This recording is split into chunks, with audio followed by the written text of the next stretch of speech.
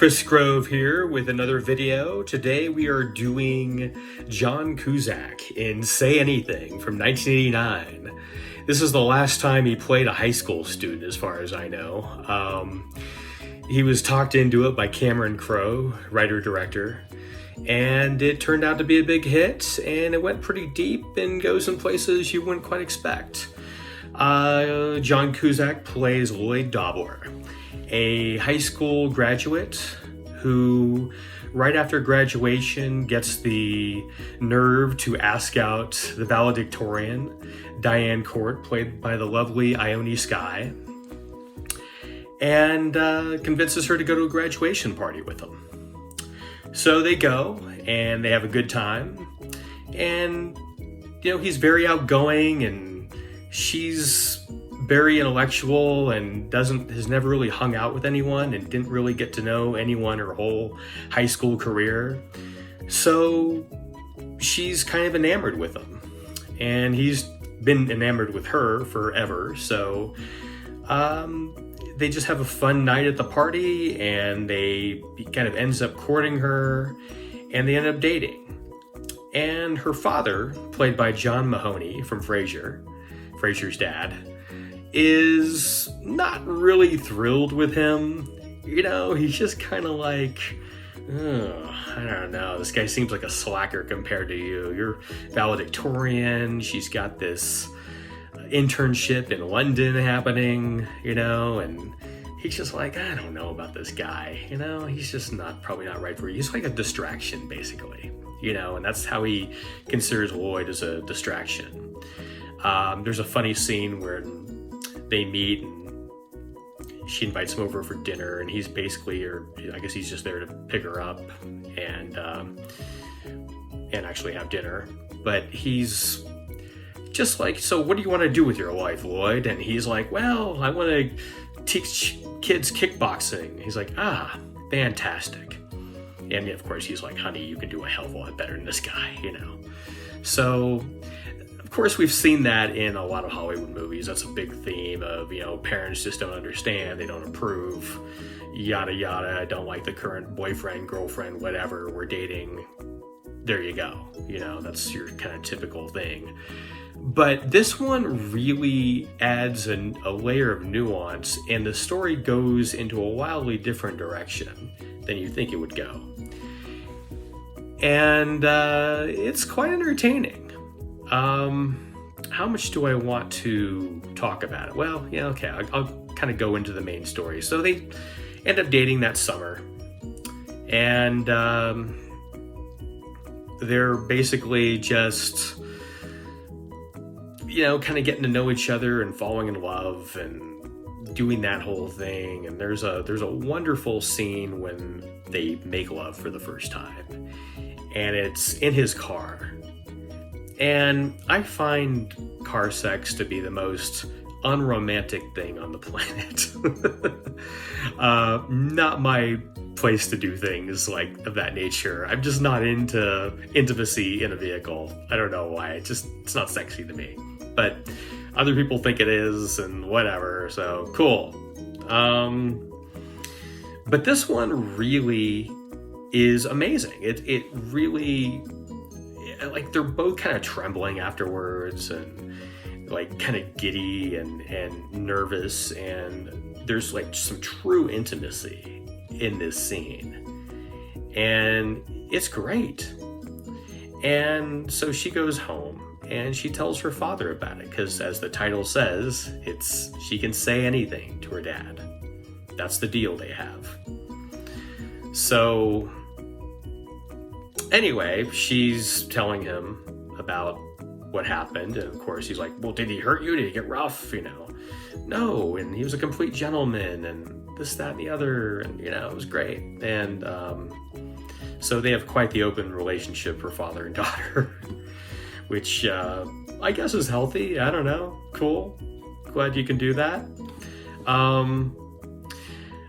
Anyway, they end up getting more and more serious as time goes on, and the summer is going, but then it's like there's the pending thing where she's supposed to leave for this internship in London, and her father is just like, well, he's just a distraction, so you might want to let him go off easy. And he goes, well, I can't do that, and I love him, and this, that, and the other. And he's like, well, give him something to remember you by. Give him a pen, he can write you.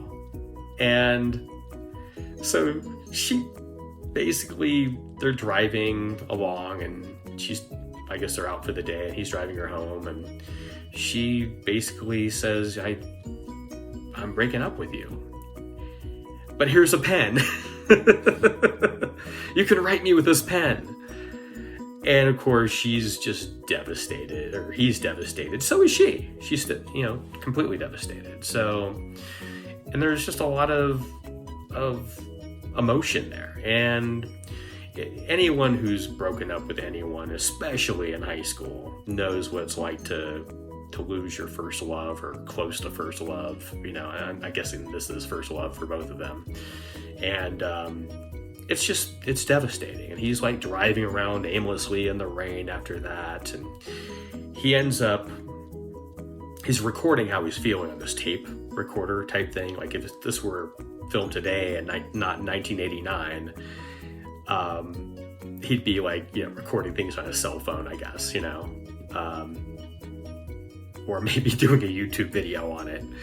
But he's just recording his feelings, and he ends up going, I'm going to go by all the guys that hang out at Gas and Sip and see what they have, see what their secret is, And of course, they're just loitering on a Saturday night at Gas and Sip, and it's just a bunch of dudes, and he's just like, well, what's your deal? How come you don't have any women around? You don't seem to be interested in them. Why is that? And they're like, by choice, man.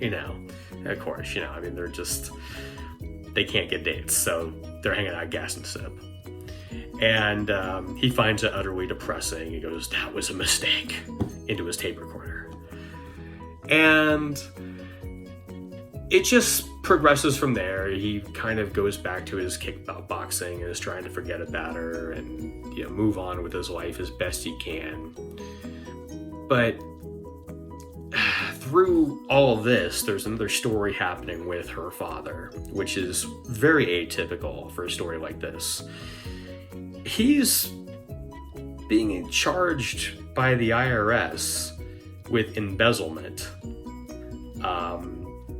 He runs a senior care facility, and apparently he's being accused of stealing from the residents there, embezzling their money, so to speak. And it's all kind of off the books, and the IRS closes in on him. So I won't talk about the outcome of how it works out, but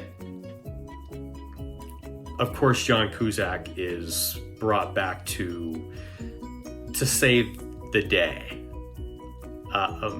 in a very nice and unexpected way. And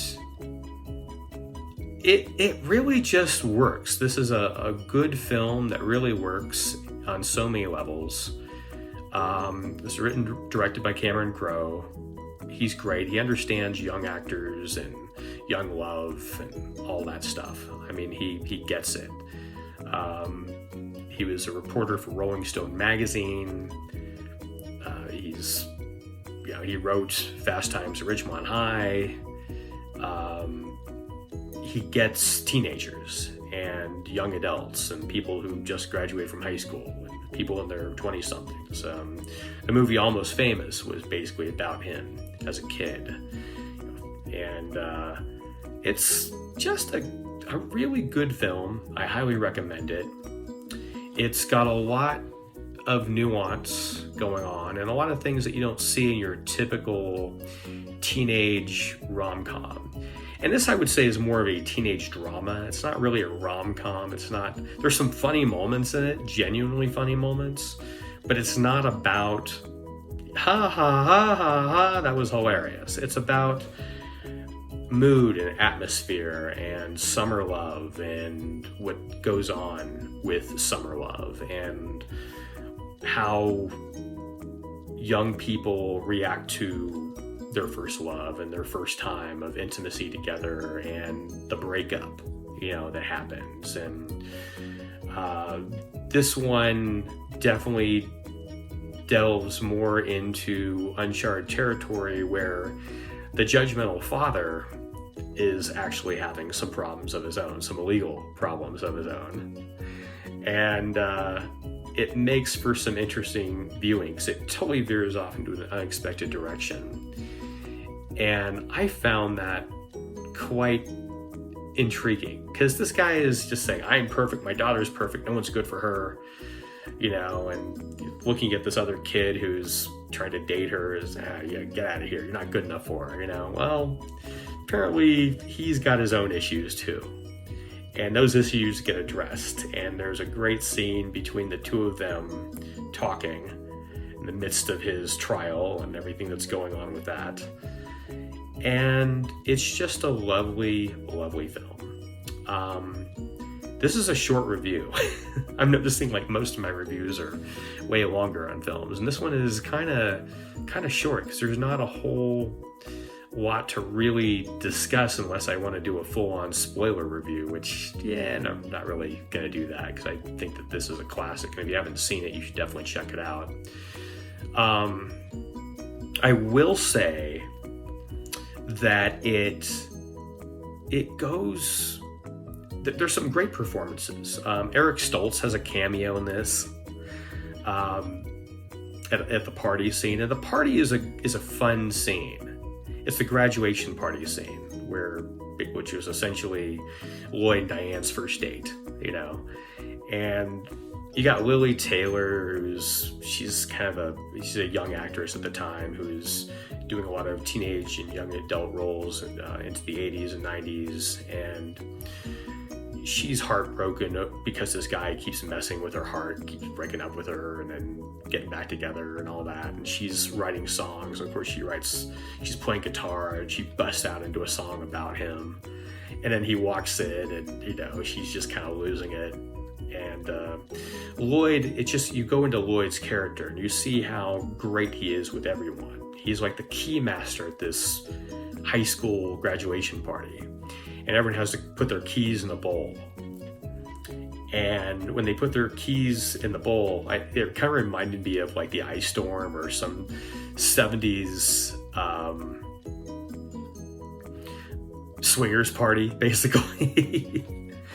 But it's nothing like that. It's not, he's basically just trying to make sure they're sober enough to drive home. And of course, it's an all-nighter party, and they find one kid at the end who's just puking his guts out, and they have to give him a ride home. He can't remember where he lives, so it's just him, Diane in the car, and they're like searching around for this kid's house, and he goes, oh, that's where I live, and stop the car and let him out.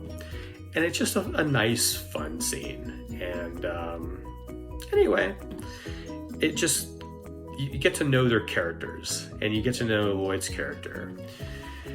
There's a scene also that I'll talk about, a very infamous scene, which is the boombox scene. And during their breakup, and I always thought, like, when I saw this back in the day, because it's been a while since I've seen this, that he's standing on her front lawn holding a boombox. And the song that's playing is a Peter Gabriel song. It's In Your Eyes by Peter Gabriel. And what makes the scene so effective is that in real life, he probably would be brought up on stalking charges. But he's not actually on her front lawn. He's actually on the park across the street in front of his car, just with a boombox up. Not literally standing on her front lawn and trespassing. But still, you do that kind of behavior in real life. That's called creepy stalking behavior, In this movie, it's just so romantic. And I've talked to a lot of women who are just like, oh, I want to meet a guy like Lloyd, back in the day when this movie came out. I was 16. So... yeah, I mean, I get it, I mean, it is a very romantic gesture, but in real life, it definitely would be stalking and probably would result in a restraining order. But in this movie, it's just so romantic. So, that being said, great film, great scene. It really adds a lot, and the characters are amazing, and the arc of our lead characters is really amazing too. I mean, it really is about redemption and forgiveness, and those themes always hit home for most people. So check it out. From 1989, Say Anything. And until next time, enjoy, and I will catch you on the next one. Take care. Bye-bye.